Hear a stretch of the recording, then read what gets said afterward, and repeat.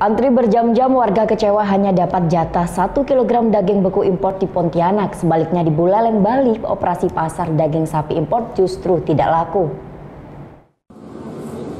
Kecewa, itulah yang dirasakan warga saat membeli daging sapi beku impor di halaman kantor Bulog, Kalimantan Barat. Sebab sudah mengantri sejak pukul 5 pagi, nyatanya warga hanya dijatah 1 kg untuk satu pembeli. Dalam operasi pasar ini, harga daging beku impor dijual Rp85.000. Tak heran warga Pontianak rela antre hingga berjam-jam. Tadi habis salat subuh ke sini. Memang sengaja mau beli daging? Iya. Katanya tadi dapat 1 kilo pula. Saya juga beranak. Oh, jadi dibatasi hanya 1 kilo pembelian?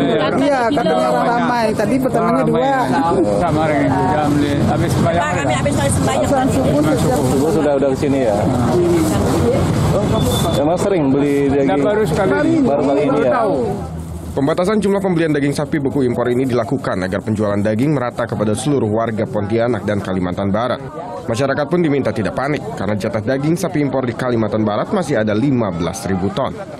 Operasi pasar akan berlangsung setiap hari hingga jelang Lebaran untuk menekan harga sapi di pasaran yang mencapai Rp120.000 per kilogram. Sebaliknya di Buleleng, Bali, operasi pasar daging impor oleh Bulog Bali di Pasar Anyar Buleleng tidak diminati konsumen, padahal harga jual daging Rp80.000. Dari 50 kg daging sapi impor yang dibawa hanya laku 2 kg saja.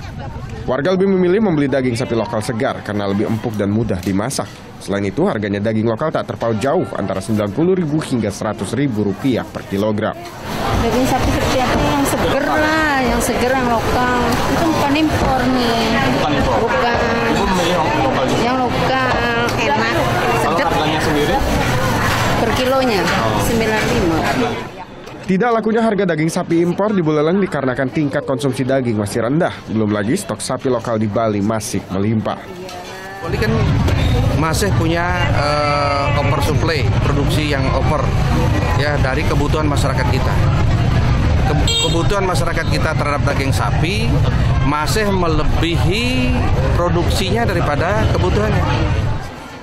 Jika masih sepi peminat, operasi daging sapi impor akan difokuskan ke kota Denpasar sebab tingkat konsumsi di ibu kota Bali ini sangat tinggi. Sementara mengingat tingginya animo warga, operasi pasar sembako lainnya masih terus berlangsung selama 2 hari ke depan. Tim Liputan melaporkan untuk NET.